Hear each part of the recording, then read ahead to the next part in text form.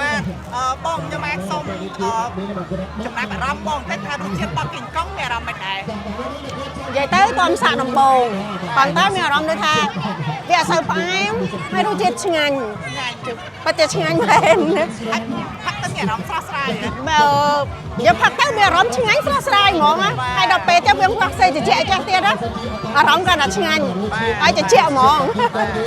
ចឹងសុំសួរសំណួរមួយទៀតអូនដល់គីងកុងនេះផលិតផលរបស់ប្រទេសណា តែកម្ពុជា ប្រទេសកម្ពុជាបាទ យើងជួយគ្រប់គ្រងរបស់ខ្មែរ បាទ ចា បាទចឹងសុំថែមមួយទៀតបងបានប្រព័ន្ធអីគេដែរមិញ បានគោះទៅបានមកកំប៉ុងអូន មកកំប៉ុង ចាមកកំប៉ុង ឮថាមានរង្វាន់ច្រើន គឺថាមានប្រព័ន្ធច្រើន ចាហើយអត់ដែរសាកទេតែតមកសាកទេតែរសជាតិឆ្ងាញ់មែន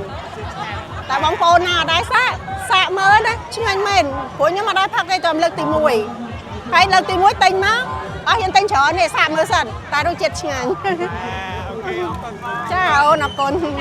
អ